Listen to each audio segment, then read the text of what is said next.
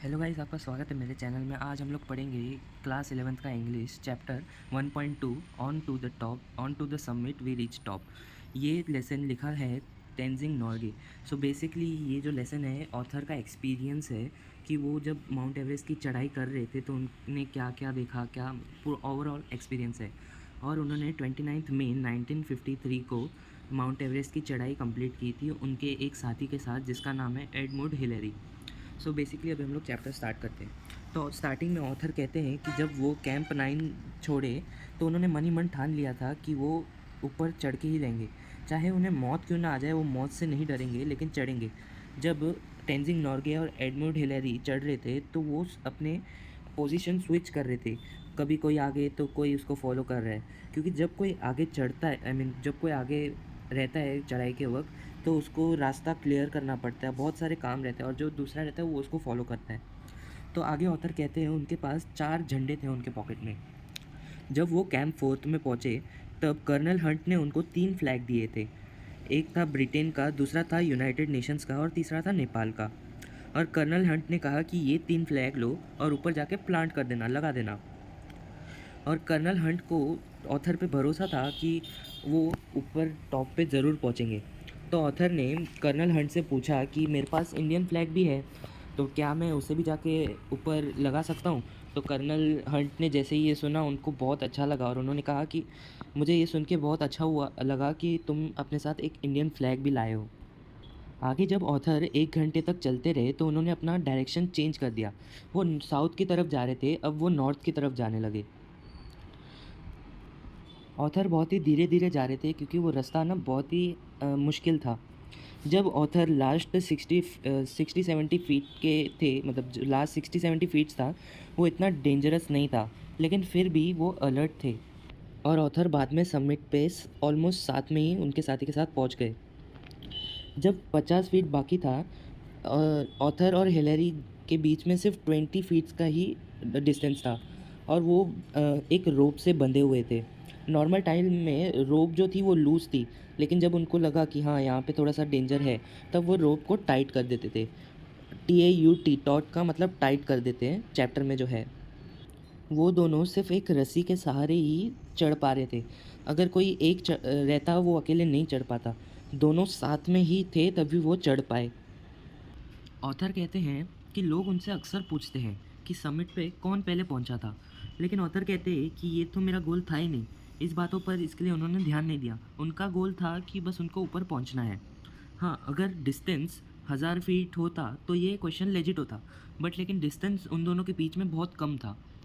जब ऑथर काठमांडू में पहुंचे वहाँ पे कंट्रोवर्सी हो गई 3 जनों के बीच में, एक ऑथर, कर्नल हंट और हिलेरी के बीच में, कि कौन पहले ऑथर को लगा ऑथर बच्चे की तरह बातें कर रही।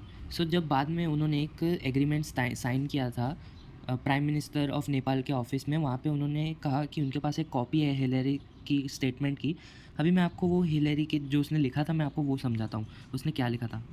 हिलेरी कहते हैं जब वो 29 मई को निकले थे माउंट एवरेस्ट की चढ़ाई करने के लिए, तो उन्होंने क्या क्या देखा, वो कैसे साउथ समिट क्रॉस किया, ये वो उन्होंने इतना बताया। फिर उन्होंने ये बताया कि जब वो समिट पे ऊपर पहुँचे उनकी खुशी का ठिकाना नहीं रहा। उन्होंने ऑथर को गले लगा लिया। एम्ब्रेस्ड का मतलब गले लगाना। उन्होंने ऑथर की फ़ोटोग्राफ भी ली थी जिसमें ऑथर फ्लैग पकड़े हुए खड़े थे। फिर वैसे ही उन्होंने कुछ ऑथर ने हिलेरी की भी फ़ोटो ली थी। ऐसे ही वहाँ पे उन्होंने थोड़ा सा टाइम स्पेंड किया था, लेकिन वहाँ पे ऊंचाई थी, अ, तो वहाँ पे ऑक्सीजन मास्क उन्होंने पहन के रखा था, तो उनके बीच में अच्छे से वार्तालाप नहीं हो रही थी। फर्स्ट थॉट, तो अभी यहाँ पे ऑथर को सबसे पहले क्या थॉट आया था उनके माइंड में जब वो ऊपर चढ़े थे, वो मैं आपको अभी बताता हूँ। जैसे ही ऑथर एकदम ऊपर पहुँचे तो उन्होंने भगवान को थैंक यू बोला। उनका बहुत मतलब ऐसे बोला कि हम सेफली पहुँच गए, ये वो। और उन्होंने गॉड को ऑफरिंग चढ़ाई। वो और उनकी वाइफ दोनों बुद्धिज़्म में बिलीव करते थे, लेकिन उनके कपड़े ऐसे थे कि वो झुक नहीं सकते थे, लेकिन उन्होंने दिल से प्रे की। उन्होंने ऑफरिंग्स में कुछ बिस्किट, कैंडी और एक छोटी सी ब्लू पेंसिल दी थी जो उनकी डॉटर नीमा ने दी थी। जब वो घर से निकल रहे थे तो उनकी डॉटर नीमा ने कहा कि जब आप ऊपर पहुंच जाओ तो ये गॉड को आप ऑफ़र करना। फिर बाद में उन्होंने जो झंडे थे वो गाड़ दिए। ऑथर कहते हैं उन्हें बड़ी प्यास लग रही थी। जैसे ही उन्होंने अपना बॉटल निकाला पानी पीने के लिए, मेटल का बॉटल था, उसमें देखा कि पानी जम गया है। तो वो मतलब उनकी प्यास नहीं बुझा सकता था, इसलिए उन्होंने कुछ बिस्किट खा लिए और हिलेरी को भी ऑफ़र किए थे। ऑथर कहते हैं वो एक रेड स्कार्फ पहने रखे थे पूरे टाइम, जो उनके एक अच्छे दोस्त लैम्बर्ट ने दिए थे। उसे पहनकर उन्हें ऐसा लग रहा था कि माउंटेन में ही कहीं लैम्बर्ट मेरे साथ ही है। उनको ऐसा फ़ील हो रहा था वो पहन के। ऑथर कहते हैं जब वो समिट के ऊपर पहुँचे तो वो एकदम फिट थे, ना थके हुए थे, ना टायर्ड फ़ील कर रहे थे, ना ही कुछ। वो एकदम क्लियर सेंसेशन में थे। जब उन्होंने ऊपर से नीचे देखा तो जो छोटे-छोटे पहाड़ थे उनको देवी-देवताओं की तरह नज़र आ रहे थे, और जो ज़मीन का टुकड़ा नीचे, उनको ऐसे लग रहा था कि वो एक टूटे हुए मैप नक्शे का हिस्सा है। ऑथर कहते हैं समिट पे इतनी जगह थी कि अगर वहाँ से अगर थोड़ा-सा आइस कट भी कर दिए तो 2 से 3 जन तो आराम से रुक सकते। अगर हम 20-30 फीट नीचे भी जाएँगे तो इतनी जगह थी कि वहाँ पे 2 लोग सो भी सकते हैं। अगर उससे और नीचे जाते तो वहाँ पे टेंट भी लगा सकते हैं। जो समिट था एक साइड पूरा फ्लैट था और जो दूसरी साइड था एकदम ढलान थी। ऑथर कहते हैं उन्होंने थोड़ा ज़्यादा टाइम बिताया, 15 मिनट से ज़्यादा, वो समिट पे। ऑथर कहते हैं वो बहुत ही लकी थे क्योंकि वहाँ पे कोई स्ट्रॉन्ग विंड नहीं चल रही थी उस वक्त। अभी उनका नेक्स्ट थॉट ये था कि हम सेफली नीचे कैसे पहुँचे। जब ऑथर पहाड़ से नीचे उतर रहे थे तो हिलेरी उनके आगे था, तो वो उनके पीछे पीछे उतर रहे थे, और वो थे कैनशोंग ग्लेशियर में, जहाँ पे अगर पैर फिसला तो आपका नामो निशान भी नहीं रहेगा। अभी आगे चलते हैं, मोर कॉशन नीडेड। अभी मैं आपको बताता हूँ यहाँ पे ऑथर ने क्या बोला है। ऑथर कहते हैं कि उन्हें उतरते वक्त बहुत ही कम टाइम लगा, लेकिन उनको ज़्यादा होशियार रहना पड़ा। जब वो कैंप 9 में पहुँचे उन्होंने पहले गॉड को थैंक किया कि कोई एक्सीडेंट नहीं हुआ, ना कुछ अपघात हुआ। फिर जब भी वो कैंप 9 में थे हिलेरी के साथ, वो मूड में नहीं थे बात करने के। वो बस अपना थोड़ा सा सामान सेट कर रहे थे, और उन्होंने कुछ स्नो को बॉयल किया जैसे कि वो लेमन वाटर बना सके और पी ले। जब वो कैंप 9 में से निकले उन्होंने सिर्फ उनके साथ एक स्लीपिंग बैग ही लिया था, बाकी सब कुछ वो टेंट में ही छोड़ के आ गए थे पीछे।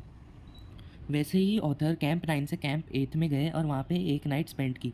फिर जैसे ही वो कैंप 8 में पहुँचे वहाँ पे उन्हें मतलब वहाँ से लोग उन्हें देख सकते थे। जैसे ही नॉइस ऐड और लोवे ने उन्हें देखा वो बहुत ही खुश हो गए। ऑथर कहते हैं जैसे ही वो कैंप 8 के पास पहुँचे उनके पास एक लोवे करके बंदा आया, और उसके साथ चाय पानी भी लेके आया था, टी एंड कॉफ़ी। और जब वो और 50 फीट नीचे उतरे तो उन्हें नॉइस मिला, जिन्होंने एक चाय लाई थी, लेकिन वो चाय थोड़ी-सी केरोसिन जैसी स्मेल कर रही थी। लेकिन उन्होंने सोचा कि ये इतने प्यार से लाया है ये जेंटलमैन, तो उन्होंने सोचा स्मेल कुछ भी होने दो, मैं